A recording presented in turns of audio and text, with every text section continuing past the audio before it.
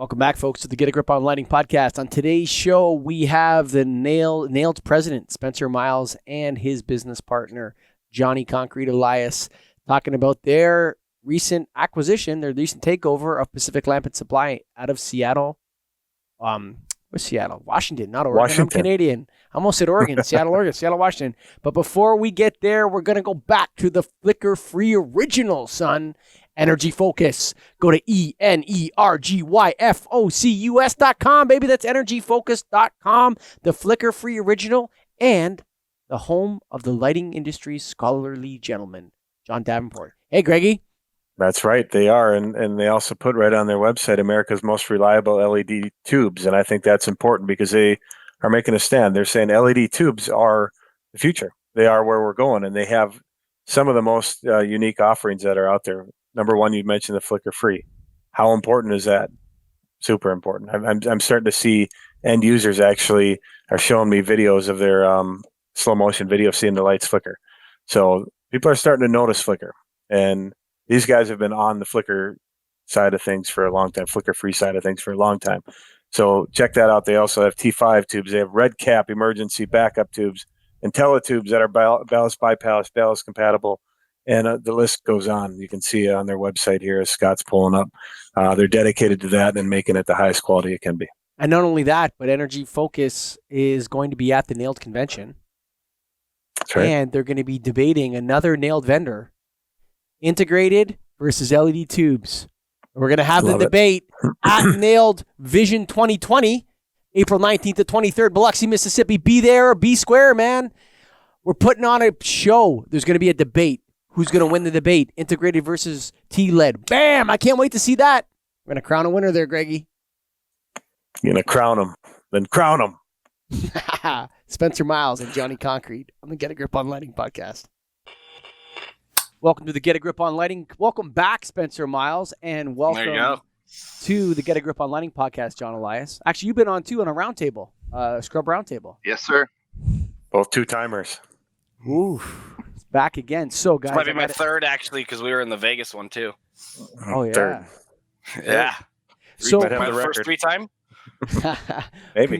Congratulations, guys. Thank you. Thank you.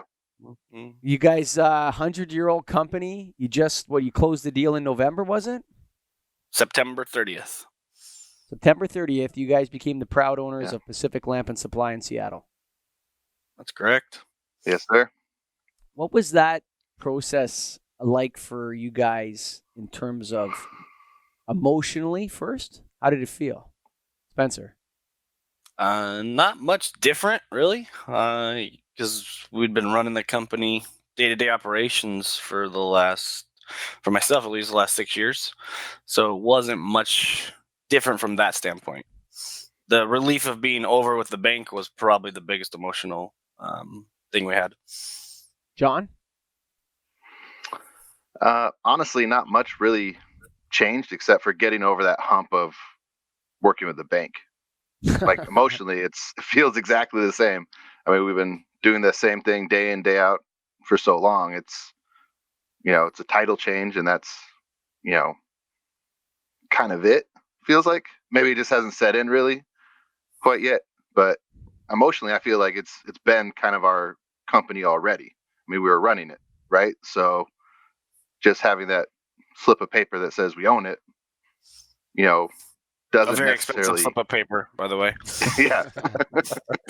What do each of you do there? So, Spencer, what do you do? And Johnny, what do you do? Well, prior was the general manager, vice president, so now president. But I try to do more of the day-to-day work on the business stuff. Deal with payroll, deal with the state, the taxes, all that type of stuff. But obviously, being a small company, you do everything. So we also do a lot of sales, help with purchasing, help the inside people, the outside people, trucks, everything. So, but that mainly I try to stick to operations. Johnny, what's your title? Previously, I was titled sales manager, but I guess now I'm the vice president. But still doing the same thing. Yeah. Did you guys print new cards on September 30th? No, it took us No, to we like waited like 3 mid-October. weeks. 3 weeks. Okay. We're like, oh yeah, we got to do that. Yeah. So Spencer, big you're the deal. president. You're the president. Correct. You're the vice president. Are you his boss? I guess technically by paper, maybe. We're Yeah, partners. Your partners. Okay. that's right. Yes. I'm the how- co-host. Mike's the host. See, there you go. Is he your boss? Nope. Yeah, there you go. Kinda. Yeah. I get to talk more. There you go. That's true.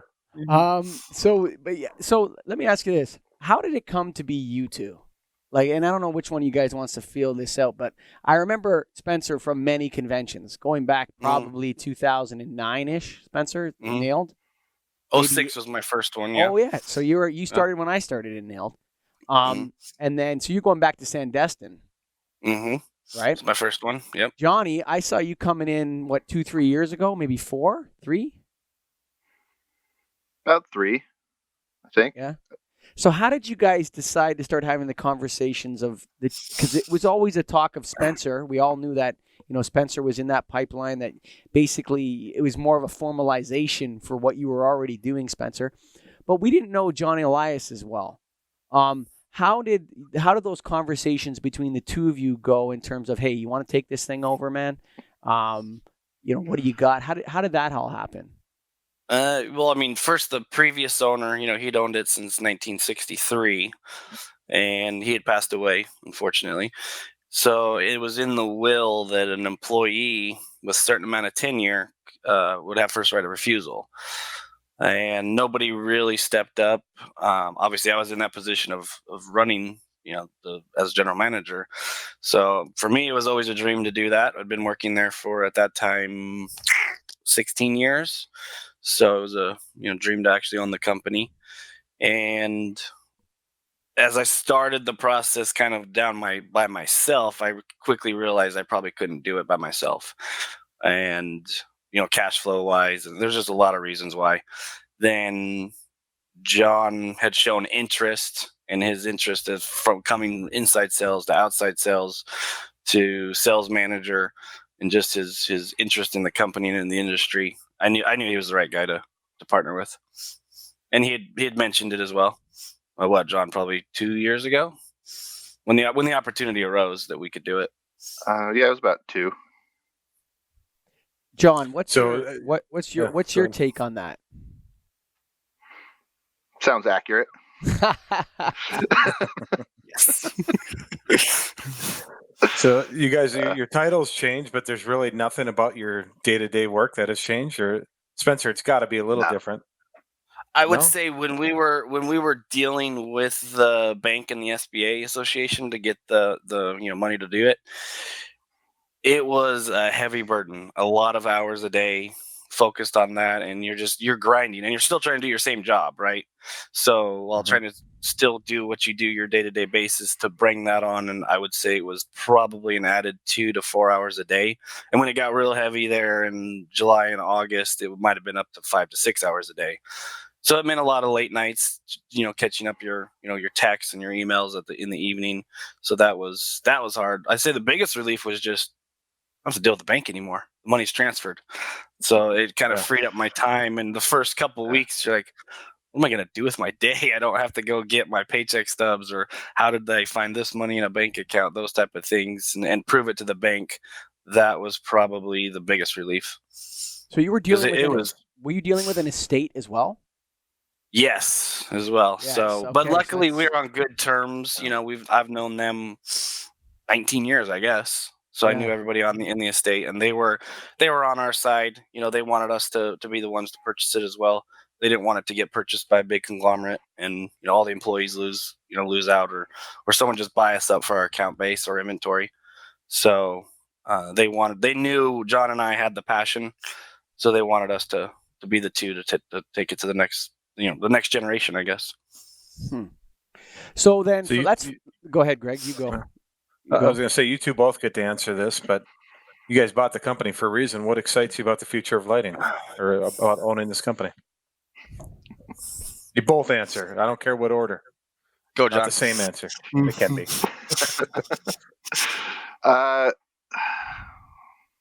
that's interesting. I don't think I thought about the future of lighting and the process of it. It's if you're living it day in and day out, right? It's something that you do. This is our job. We love it, but I don't think the thought of owning Pacific Lamp was like, oh, this is going to be awesome. I'm going to be part of the future of lighting.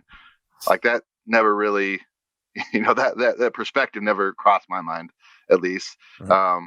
But as far as knowing that I'm going to be in it for probably a lot longer than I normally would if I, didn't own a company that was in lighting, I guess I should start thinking about that.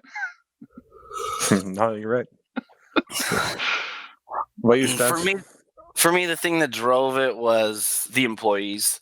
I mean, we have a lot of long-term employees, so to own the company and keep them in the positions they were in, our sales team and our warehouse, and to not be sold off and have those people lose their jobs, that was probably one of my driving factors. But for lighting, it is exciting, right? If you were in lighting in the early 2000s, what were we doing? We were selling T8s, and it was exciting because we were saving 8% or a couple watts here and there. And to see the evolution since 2011 when LED came into our world and threw us all for a loop has been very exciting. And now, I don't know if you saw our Twitter recently. We just lit a building downtown Seattle. It's one of the bigger buildings down there. We're doing color changing on it. So for me, I get to drive home every night and see that building, changing colors. It's pretty exciting to know we did that. Exterior lighting? Is it all the color exterior? Color kinetics. Yeah.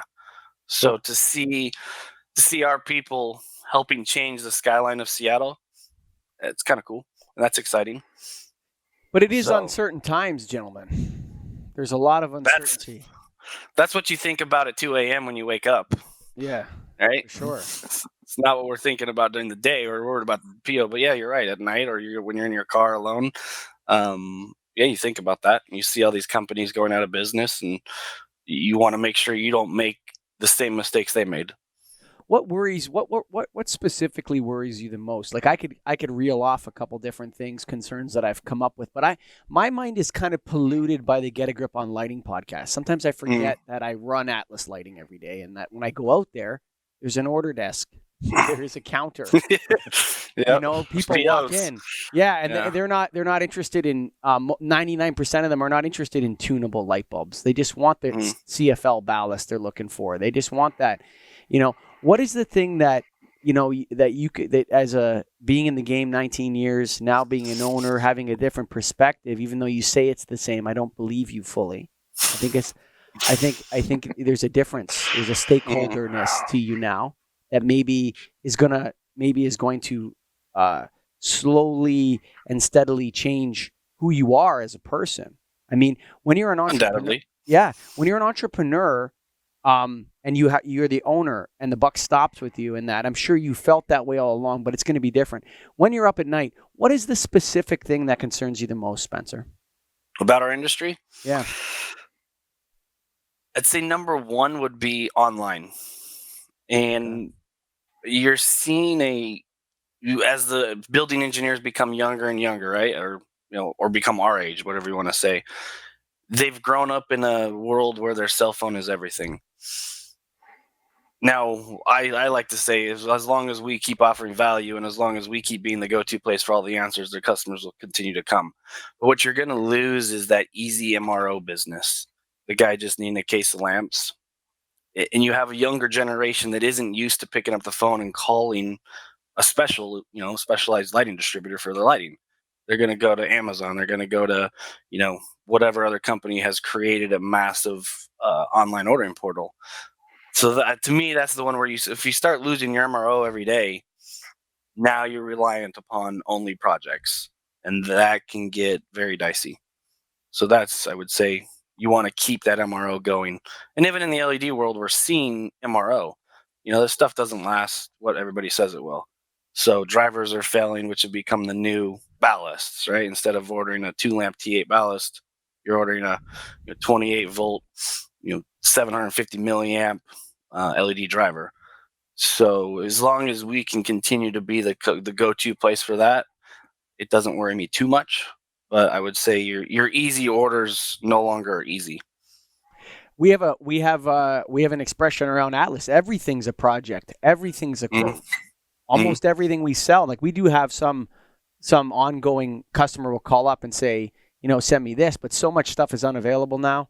We've tried to talk them into LED, and now it's even when it's a reorder of LED, it's like, well, that light efficient, what was that company out of Florida? What were they called? They were a Nailed member for a bit. Lighting Sciences Group. That Lighting Sciences Group par 38 is no longer available. You actually have to use a different bulb, and it looks like this, and it's this thing, and it's a slightly different thing. And so everything requires an explanation. How is Pacific Lamp handling that technical side of it on the order desk? It's very heavy education. You got to educate your people. And I would say we're different from the fact that our inside team probably has a combined 25 years, I would say, somewhere in there. And they're all still under 35. So they've been with us, maybe not their first job out of college, but maybe their first career. So that's very helpful when you have the same people you can go to constantly. And the customers know I can always email that person who has the answer.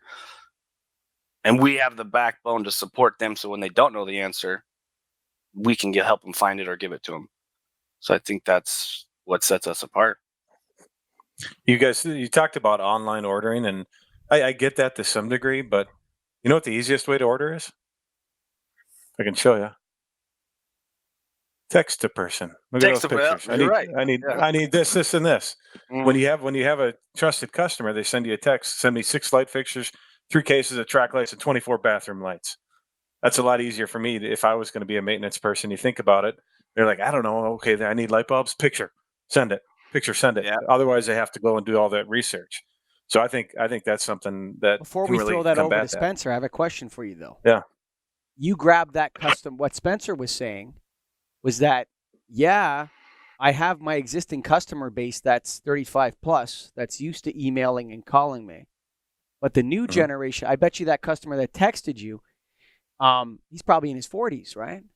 He's 30. He's younger. So he's younger. No, okay. Yeah. So I got into there because of the old maintenance person. Exactly. And then I met with him when he started. Yeah. And then I just said, I'm going to make it easy for you, man. You can text me, you can call me, you can email me, whatever you need. And he texts me once a week with orders like that. See, picture, quantity. But the here's what I find. I find the acquisition cost of new customers to be prohibitive because of the lack of MRO.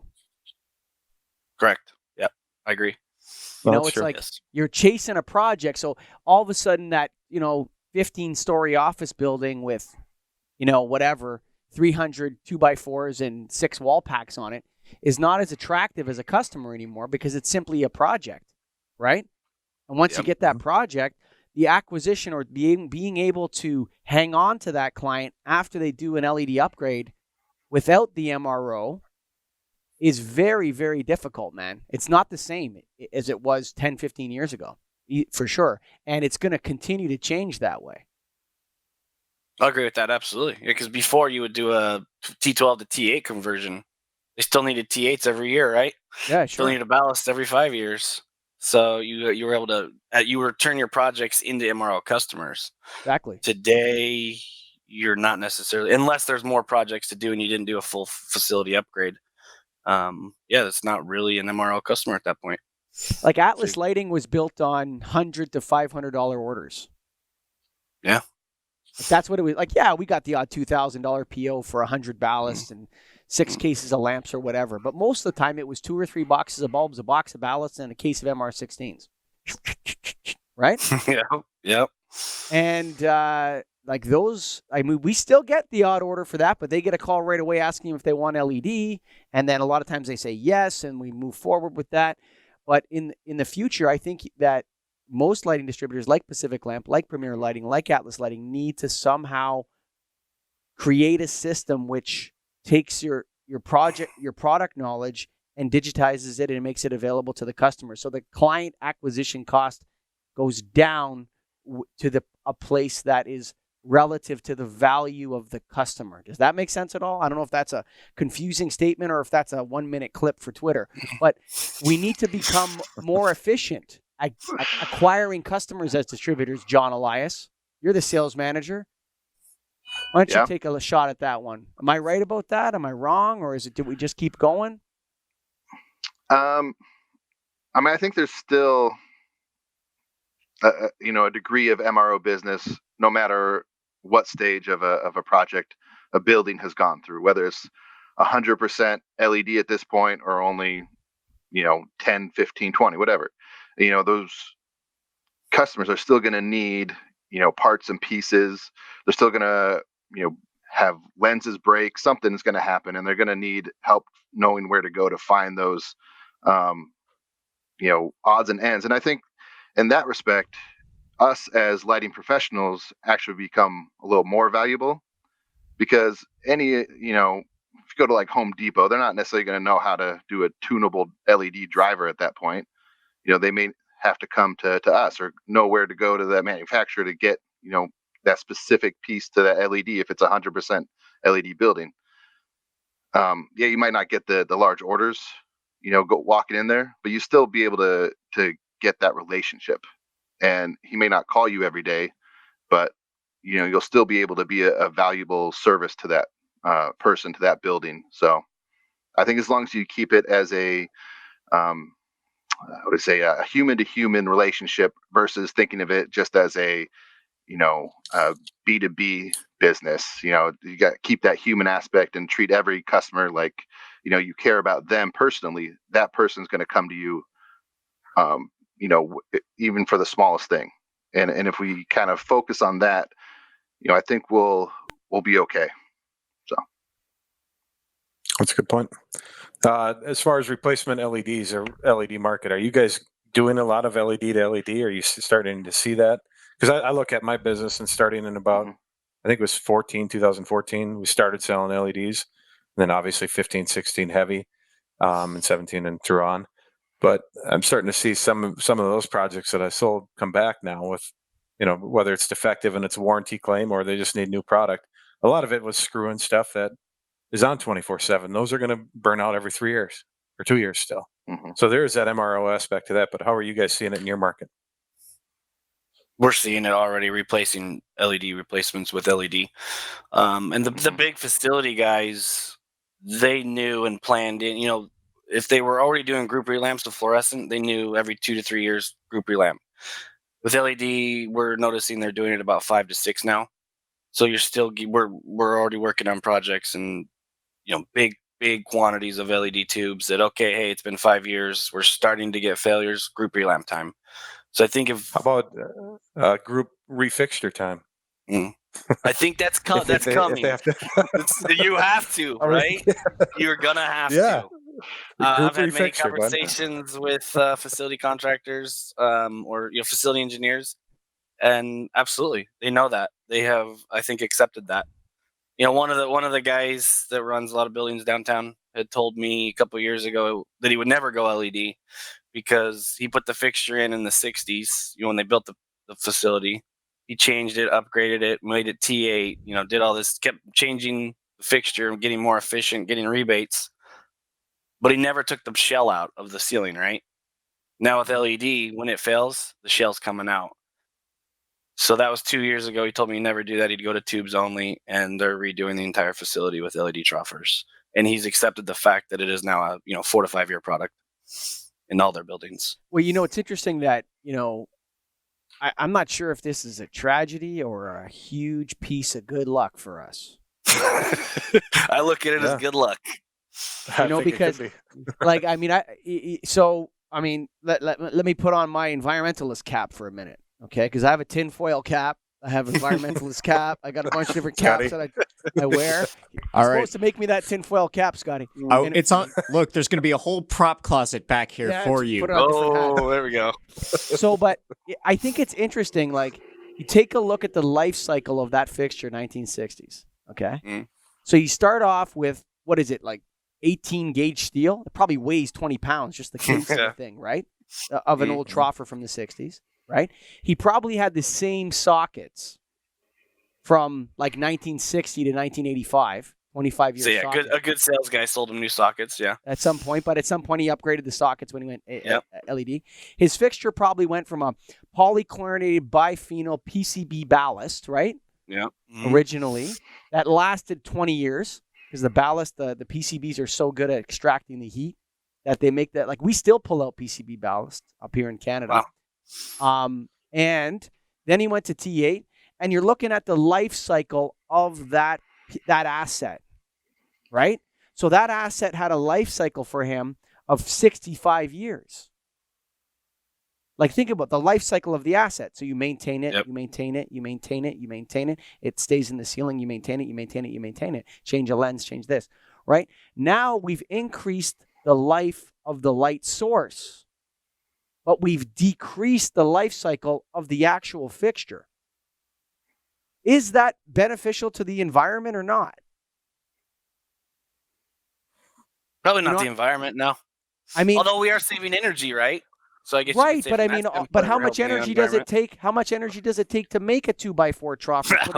Put it in a box, ship it across the ocean from China, put it on a shelf at Pacific Lamp, ship it over to some guy, have an electrician take it out in 5 years, put in a new one, throw that one in the garbage. 90% of the stuff in it is totally unrecyclable. Maybe 50% is recyclable or recoverable. The rest of it just goes to landfill or gets incinerated. I mean, to me, with my environmentalist hat on, I don't see the I don't see the authenticity in the environmental play. Am I wrong? I would agree from that. I'd agree from that standpoint. Yeah. Yeah. Like, to me, you're saying the energy savings won't outweigh the cost of having to recycle it. Like right now, it makes sense because you're taking out something inefficient. But in 5 years, when you're taking out an efficient LED and putting in a little bit more efficient LED, but you have to recycle it or throw it out. I get what you're saying. Yeah, that's going to be where the issue really comes in. Like, there's a lot of energy, not electricity necessarily. There is electricity, but there's a lot of energy involved in addressing a burned out fixture as opposed to changing a tube, right? There's a lot of work involved in that. And, I look at it and I wonder to myself, like, even, I mean, in Toronto's still all HPS. The city of Toronto proper is all HPS.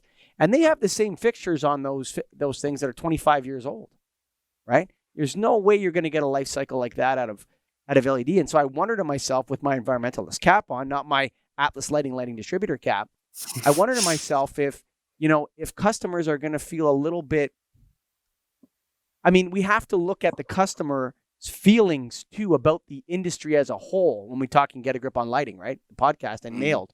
I think there's going to be some resentment at the customer level. I don't know. I'd say a certain set of people who it would take a very environmentalist-centered customer to understand that, I would think. Most customers, I would say, you want to call it greenwash, whatever. They know they're saving energy. They think they're doing the right thing for the environment, right? They probably don't know. They don't know what we know. Yeah, they get a big rebate, right? So that's their justification on it. And to me, it's like, I look at it and I think, man, that seems like knowing this business the way I know it and seeing that, I think that the industry has to come up with some serious productivity gains, health effects, human-centric lighting to actually make a case to these people that not only do you have to change it, but you should. I think that's where we got to go. Or we go to a place where it's replaceable, like fluorescent was. Right now we can replace drivers for the most part. You can't replace that LED board. It's tech screwed on or it's glued on. You're not getting that out. So why hasn't anybody come up with the idea of a replaceable light source? I've seen it in cans. It seemed to have failed miserably. There's a couple out there that, what do they call it? Future proof, but not a lot. Yeah, I mean, doesn't quite work. There's something called the Jaga Consortium, which is trying to convince lighting manufacturers to make the mechanical components of LED fixtures standardized, right? Mm-hmm. So that they're interconnectable, interchangeable. Yeah. And the case behind it is that, and this is my own take, this is not from the Jaga Consortium, it's sort of me interviewing them and coming across them from time to time, is that innovation is wasted on mechanical fittings, Let's spend all our innovation time on the actual light source. So, for example, I think the area where you've seen the most innovation in LED and in lighting is in TLEDs, right? Yes. The fastest development, the most innovation, the most options for the client at the end of the day. And the reason for that is because the form factor is set. You have to make the device 48 inches long, medium bi-pin socket on the end. It has to be an inch thick. And these are the color temperatures that you're allowed to make it in. Now go, sucker. Innovate, right? Yep. And I like, if someone were to come to me, I'd say, you know what? Unless you're a super high-end building, like really, and you want something, like something that looks nice, I would go with ballast-free troffers with a white opal lens and bypass LED flicker-free lamps. No, I don't know. That's what I would do if it was just a general office environment.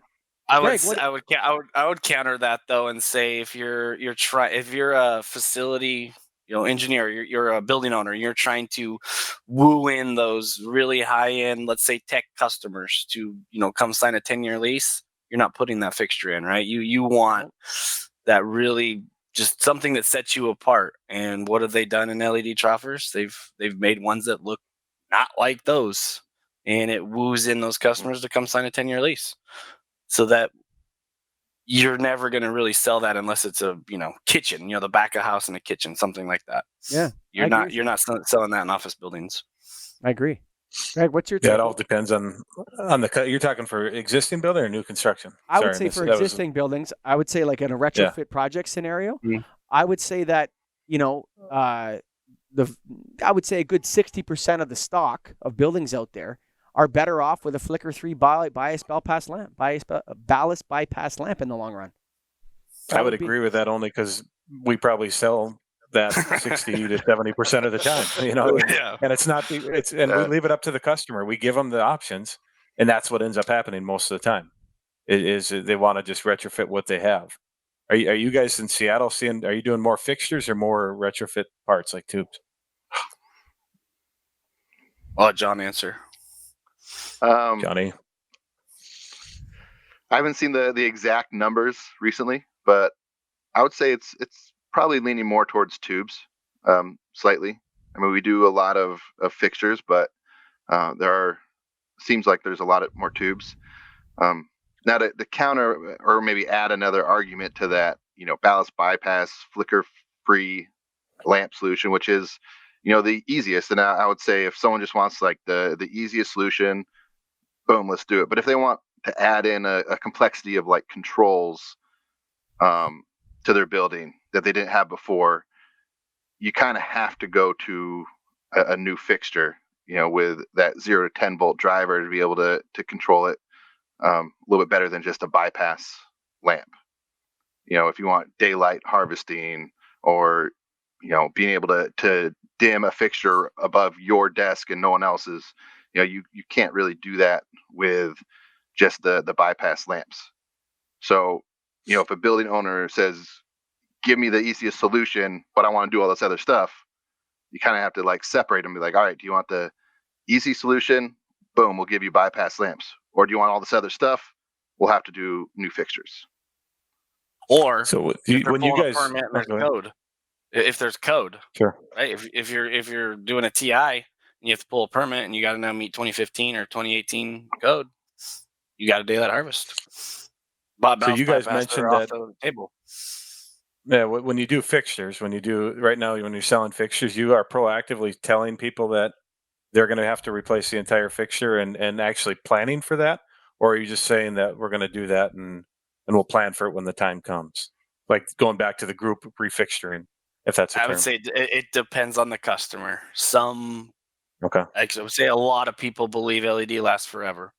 I would say you probably default to all of us that when asked, you default to full and frank disclosure. Right? Yes. Right? Yeah.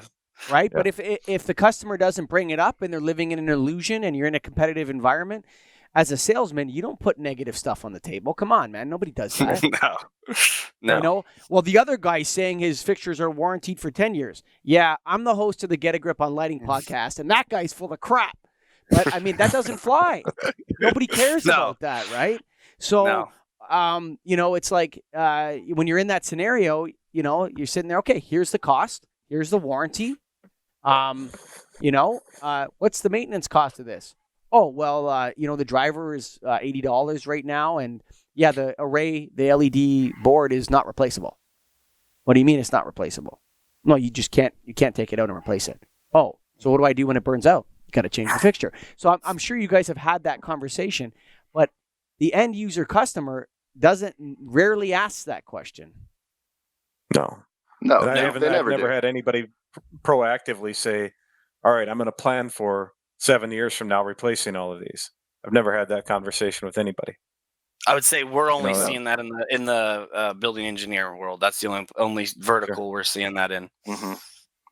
And so the people when that you are go specifying buy a new buildings. Yeah. Johnny. It's like when you go buy a new phone personally. Do you ask the guy selling you the phone, hey, when am I going to have to replace this? No, you just want a new phone. You wait until they throw up your battery. The back of your mind, it's not going to last, however long you want it to. But it's not I don't think as consumers, we've been trained to ask, when do I have to replace this? Right? So when we're out there selling lighting, the consumer, back of their mind, they may know that it's not going to last forever, but they're not, they're not trained to think like, oh, I have to plan for when this goes out. So that would be what's going to be interesting. I consider that bad management or poor planning. Like that's what I would like from the management hat on here. So if someone came, like, here's the difference. Lighting is not a consumer product, okay? And the industry wants so badly for it to be a consumer product. I mean, for years we've heard about, people are going to address their lighting and people are going to be able to control and dim the one just above their desk. All of our anecdotal experiences, I would bet, would be that if you put a lighting control system on it, people try it day one and then forget about it for the rest of the time, right? Right. Absolutely, so what lighting actually is a asset fixed to real property. It's not a consumer product. Okay. Yeah. And so when the customer is engaging in this, they're assuming a life cycle to that asset, which is not aligned to the life that we know that asset's going to last.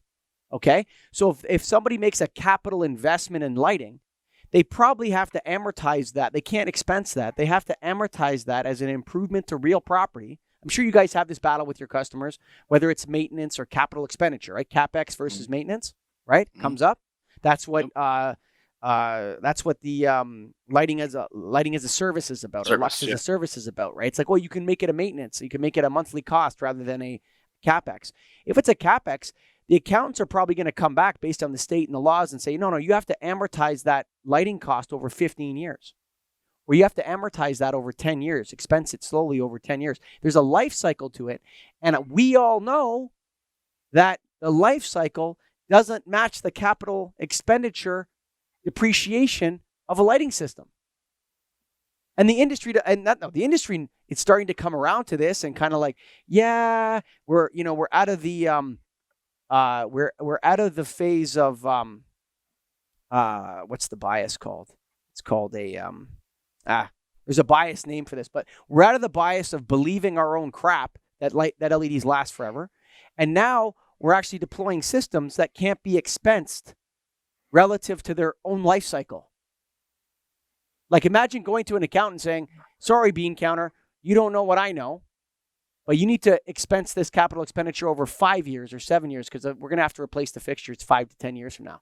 Oh, no, but lighting systems have a capital expenditure amortization of 15 years in history or 20 years. But can't you counter that cost by saying over that 5-year period, you're not buying fluorescent lamps, ballasts, and paying a day porter to change lamps all day? Yeah, which was a full-time employee. So, in a major market, you're saving, $70,000 a year on that employee for the business cost. And then, all of your maintenance costs, it could be close. I don't know. I mean, I haven't run the numbers, but I would say if I was in a CFO's seat, I would think of it that way. Yeah, so I generally, Greg, anything past a 3-year payback never materializes unless it's a unless it's a purely financial play.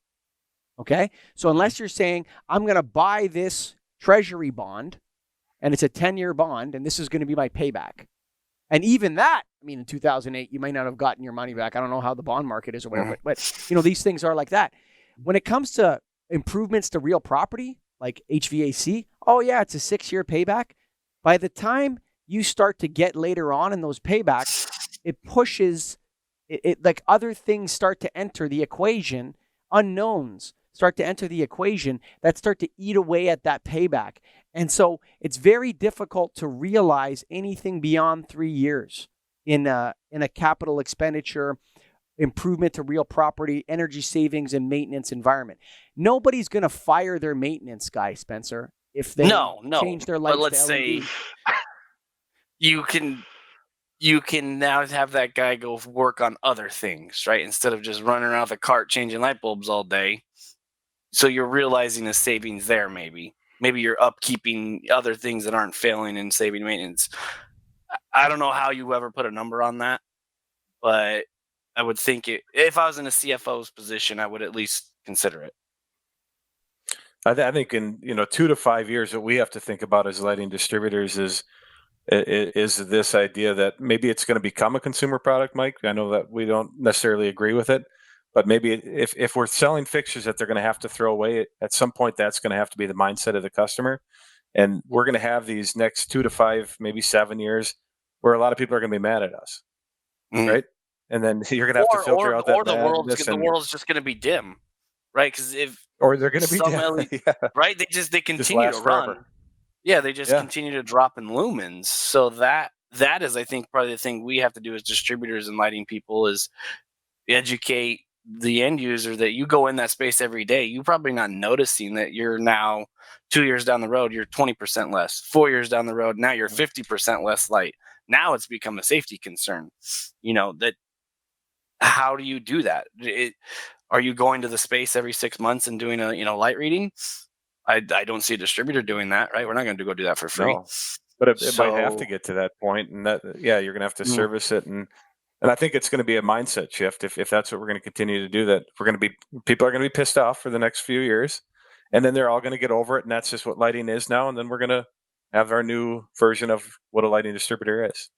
Maybe. I'm a huge proponent of planned obsolescence. We need to put chips in these fixtures that when it hits 70% lumen output, it dies. It turns off to alert the customer that you're now at it's a safety concern. They do it in smoke detectors, right? They have planned obsolescence. Yeah. Why don't we do that in lighting? That's actually a great idea. There you go, Spence. I'm telling you, I don't understand why nobody's thought of that. I don't think they're concerned about their light fixtures lasting longer than 7 years. That's why. True. Do you understand what I'm saying? Like, I don't think there's actually a concern that in the manufacturers that their lights are going to last, the LEDs and everything's going to just dim slowly over 20 years. Yeah. I think they're pretty sure that they're going to burn out quickly, and that's the planned obsolescence already. We don't have these kinds of discussions with I don't really have these kinds of discussions with my employees. I find it's a little bit awkward to when I'm talking to listen to them. And, this is a high level conversation that goes out to the Get a Grip on Lighting audience. That's about what do we do as an industry to solve this problem? And you guys are now stakeholders, you're owners, right? You're owners in this game. Do you feel at all? I'm going to start with Greg first. Do you feel bad at all if you have a project and it comes back in 2 or 3 years and someone says, hey, remember that water park we went to back in 2014? Have any problems there? There's a couple that are out. Yeah, sure. Yeah. Do you ever feel like, oh God, I don't want to answer that call. Yeah. What's up, man? You ever get that cringiness? I do, honestly. Yeah. Like when it comes to stuff that I know is not easy to replace, I do. But if you go with the manufacturer you trust that's going to back it, then that kind of helps you. So that's why you got to make the right decision up front. But it is hard because there's times when you want to win the sale.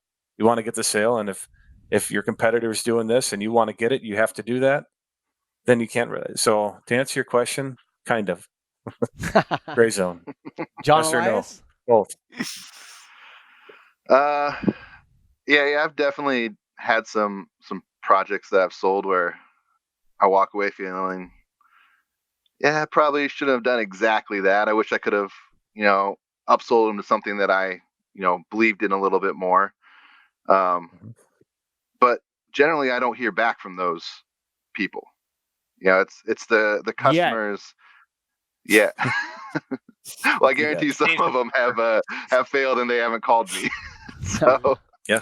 But no, I had a small condo job where the guy he would call me like every time something went wrong, and it's a pain in the ass with LED because you're like, it's just an LED, like it shouldn't be having these problems. But the thing you got to remember is LEDs aren't, they're not 100% perfect.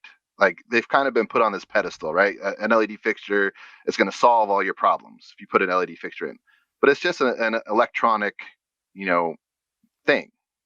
Things fail like in electronics all the time. So you have to deal with it. And as long as you are dealing with manufacturers, like Greg said, that you can stand behind, I got this guy, 3 or 4 different warranties, callbacks from the manufacturer in the 5 years that he had it. And then after the warranty was over, he was like, you know what, the warranty's over. I still didn't have a problem. I'm willing to put out my own money to fix it because you helped me during all that warranty time. So as long as you're helping the customer throughout all that stuff, taking those hard phone calls, making sure you're working with, a good manufacturer that you can work with, that's not going to, be, gone in a couple of years. That customer is going to be a lifelong LED customer with you. After the warranty's over, they're willing to pay up front for something to get fixed if you help them throughout those 5-10 years, whatever the warranty is. Spencer, cringiness. So the question is, do we feel bad? Yeah, like do you ever get that? You bad. look at your cell phone and you're like, no, God. Every day. Every day. Hello? Yeah. Mike's calling me again. Yeah. The only time I truly feel like, I shouldn't have done that is when you, as the distributor, we're supposed to vet the manufacturers. We're supposed to be selling the good product, the quality product. So when you have a manufacturer, say Lunera or say SimCar, who take SimCar for example, they had a storied history. As a distributor, is that company out of business right now? Yes. Well, they are. There's a story, but anyway. Both. Wait, SimCar is and is not out of business. Someone bought the name, right? Yes, exactly. They may be coming back. They may, whatever. Take those names for example. I would say they were both well known in the industry. As a distributor, when the agent or the regional guy comes into your office, you think you're dealing with a good company, a reputable company that'll stand behind it. You sell that package, you sell the product. 2 years later, they're gone, and there's no more warranty. And then your customer calls. That's when I feel bad because we've stood behind and we've said we're the leaders in lighting in our market. We say this is a good brand. You shouldn't buy from X company over here because they're selling garbage out of a trunk. That's when I feel like, man, we didn't do our job to vet that manufacturer. So that's when I feel bad. If you sell a GE lamp and it melts and something happens like that, you can go back to them and they're going to take care of it. So I don't feel bad in that stance. It's just when we have put into the market something that somebody else failed, where you can't control what other people do type of situation. That's when I just like, man, we should have been better about that. We should have never backed that company. You know what? What's interesting about lighting distributors, and this is why I think Nailed is so important, and why Nailed needs to make a really strong comeback, and we need to put together an association. And when I'm out there and I'm talking to people and they ask me what's the payback, I always tell them there is no payback. It's about us giving back to the industry that's done so much for us, and that's why you should join Nailed. That's the argument. I counter with them. It's not about you. It's about the industry. And that's been very successful in our push right now, where we just say, there's lots of things that you can. This is not a buying group. It's not tainted by a rebate. We're doing this because we actually are trying to help the industry we're in.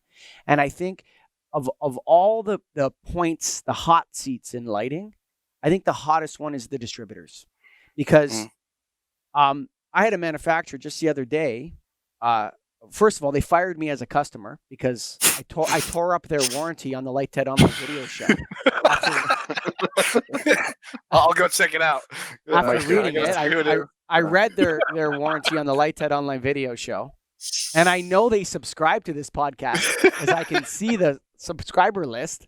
Okay, so I tore their warranty up on the Light Ted Online video show and read it. I didn't say who it was, and I'm not going to say who it was.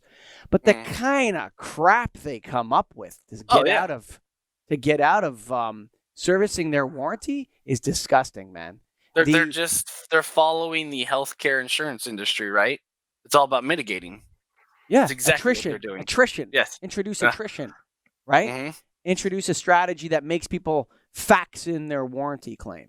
Or something like that, right? Yeah. Fill it out, print out this form, hand write it, and fax it. Pony Express it, yes. Yeah, and have it notarized by a lawyer or something, you know? And then they come back and, you know, there's voltage surges at your property that are the problem. And you know what? I mean, the magical mystery tour, I think lighting distributors are in the hot seat. And what we've been able to do with Nailed and what we're trying to do with Nailed is kind of spread some of that heat out. You know what I'm saying? It's like sometimes I find, you know, there's these layers between who's responsible and not. And we're standing there in front of the customer. The distributors, they're calling yourself. They're texting Greg. They're texting Spencer. They're calling Spencer. And I think that's where they're not, oftentimes it's not the contractor. I don't know if you guys notice, you deal with a lot of contractors, right? They're going after Pacific Lamp. You're the ones who sold me these lights. I don't care who Lanera is or SimCar or their storied history or anything. I got 40 lights out in my parking garage and I put them in 2 years ago. And I can't seem to get any traction with this warranty. I think lighting distributors are in the hot seat, and I think it's going to get hotter, and we have to find a way to spread that heat up the chain a little bit. And you know who gets off scot-free? You know who gets off scot-free in this whole thing? Agents. No. Yes, them too. They Yes. do, yeah, for sure. Yeah. For sure they do. Yes, them too. Yep. Yes. So agents and the DLC. Oh, absolutely. Yeah. The DLCs, you know, I mean, so many people look at that brand and think it's an assurance of quality. And it has nothing to do with quality. It has only to do with, well, not now it does, but in the past, it only had to do with lumens per watt. That's it. Yep. That's it. And they called it the quality products list. It's on the quality. They called it a QPL. And I'm hitting them with heat here. I'm hitting them with some heat. But I feel so let me ask you this. Have you seen, this brings up a great point. Have you seen anybody offer insurance policies on their lighting? I have not. I don't know how you underrate that. I mean, True. I mean, extended warranties, or do you mean like a third-party insurance company? Like a third-party insurance company, yeah. You ever tried to use a third-party insurance company on a fridge or anything like that? You ever tried to file one of those? Oh, it's been, yes. That's where I got the idea of faxing it, right? But when you're buying it, it's a great idea. You're like, oh, yeah, because my last one just died, right? Because usually when you're going to be buying that fridge, because it died, you're not buying one because you want, you know, a water spigot. So at that point, your mind is thinking, oh, if I can get an extra 5 years for $40, whatever it is, whatever they're charging you, you think it's a great deal. Why don't we do that in lighting? Why hasn't somebody said, you know what, instead of dealing with the manufacturer's warranties, which we all know now at this point are a pain. I had one from a major manufacturer the other day that showed up because of freight 2 days past their, it was a 30-day expiration date on the RGA. They refused it at the dock. So now it's being held. I'm paying storage fees, hundreds of dollars per day. I got to pay a redelivery to get a new RA. By the time I get that figured out and redelivered, I've paid more than the return's worth. So if you, instead of having that, you could just go file a third-party insurance claim and you never have to return it. It's not a bad idea. Something. Yeah. Spencer coming out hot with a couple of them today. Yeah. Oh, Spence. Luckily, I know somebody in the insurance, right? John? There you go. I actually asked, my wife works for an insurance company. I asked her if she would, insure a couple things for me, and she said no. Yeah, no. I'll tell you. You go to an underwriter and say, "Look, I'd like to insure a non-maintainable asset that's fixed to real property that consumes electricity for the past 5 years." Yeah. Are you crazy, buddy? And what's included in the warranty? I need the replacement cost of the new fixture, and I need the labor, and I need the recycling of it. And a lift, and not only that though, but also I need you to insure for light losses, because at 70, even if it's still working, if it's lost 30% of its light, it's considered burned out too. What do you think, Mr. Underwriter? He's going to say, "Yeah, I don't think so, buddy." or he'll do it and it'll just be smoke oil. Right? True. You just have a higher premium. Yeah, that's all. I don't know. That's a tough one to say, to go with. But, we've almost done an hour here, boys. And the Get a Grip on Lent, just like that. Has the sun risen in the Pacific yet? Is that a window there, Spencer? That is. You're starting to see it come up there. Yeah. It's still gray over here. Gray? There's no sun. There's no sun. That's our December sun. Congratulations, guys. Thank you for being a guest on Nailed. Spencer, you're having a big year, buddy. President of Nailed, just took over the company. That's a busy, fun, wild ride. Thank you for your service to this association, Spencer. Thank you for having us on. I appreciate it. And thank you. Be sure to tell your listeners, join Nailed. That's you just did. I'm telling you, that's what changed it for me. Okay, well, hang on. Let me ask you that. We always get asked what the payback is, and here's what's interesting to me. I just got frustrated with that because people have confused, and I'm not saying I think IMARC's a great organization. I think AD's a great organization. I think buying groups are great. I got nothing against buying groups, but there's a big difference between association, which you voluntarily join and pay to be a part of, and a buying group, which pays you to be a part of it. There's a fundamental difference between those two things. Why are you a member of this association, Spencer? Why do you stay a member? Why did you agree to be the president of this association? When I would say it was maybe my third year at the conference. At first I was going because I was told to go. And you got to go to a nice place and you get out of the office. The thing that changed for me was I was talking to another member. At that point, 2009, we were talking about the same vendor we had, and we were talking programs, back-end programs. What do you do here? What do you do here?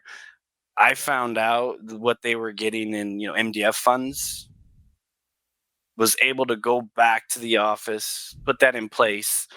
That first year, that was $12,000 in our pocket. So to me, that's a payback for 20 years, right? Or maybe 10 years with Nailed. So there's your monetary payback. You learn something either about your business or about the lighting industry or about manufacturers, whatever it is that you can go back and get for monetarily. That's not the reason. I'm in IMARC for monetary reasons. So after that, it became the relationships, all great lighting people. And B, you get to go and talk to people about what you do every day. You're not going to do that usually in your own market, right? You're not going to... In your city, you're not getting 3 or 4 lighting guys together because they're your competitors. Every day you're competing against them. You're trying to beat them.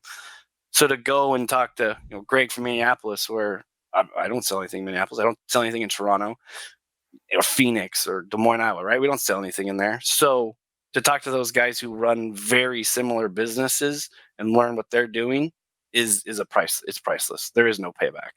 It's about making yourself better for your company to take back to your market and then beat those guys that you consider competitors. So I don't think you can put a price on that. We should be charging 10 times, by the way, just for that. I don't know if we should be charging 10 times or we should be making people make longer commitments to the association. True.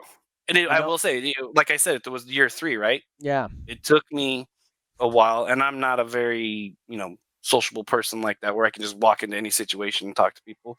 So it did take me a little longer, but you learn, and the speakers we get. I go to NAAD, I go to IMARC, I go to all these shows, and maybe I'm biased because I'm on the board, president 7 years, but we have the best and most knowledgeable speakers in the lighting industry, bar none.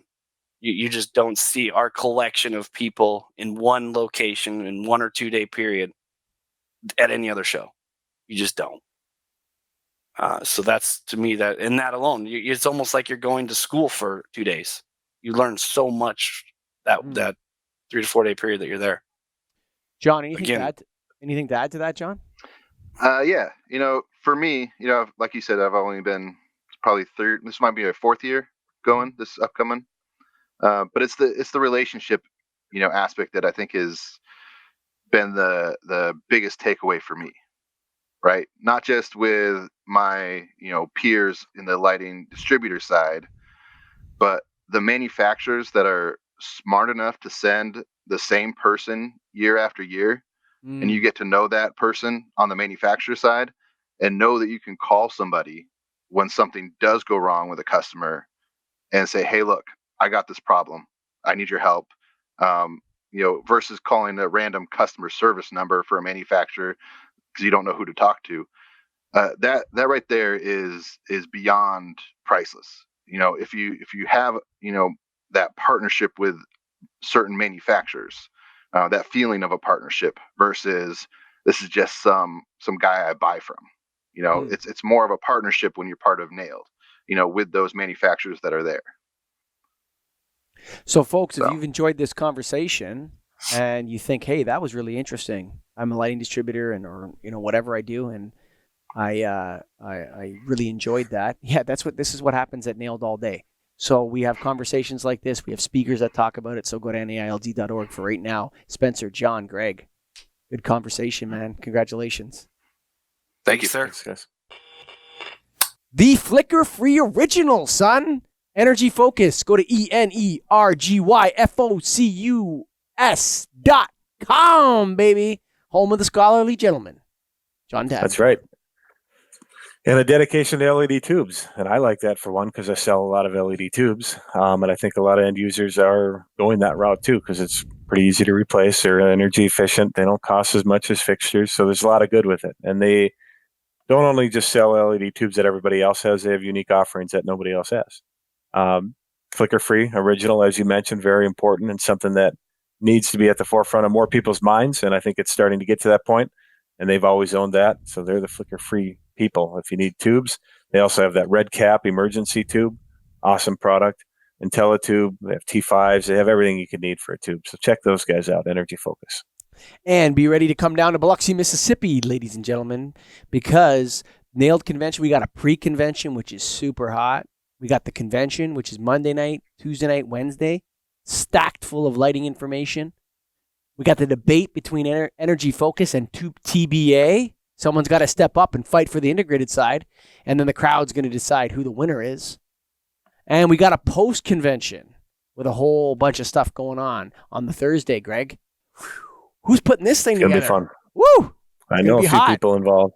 Wow. Check it out. That's a hot show. So, folks, come on down to Biloxi, Mississippi. I know you haven't been there. Who's been to Biloxi? I don't know anyone that's ever been to Biloxi. All I know is I saw that movie, Biloxi Blues. Good movie. So, folks, thank you for listening. We're always grateful to you guys out there for making this thing happen for us, to all our sponsors, but the listeners, the members of Nailed, peace out.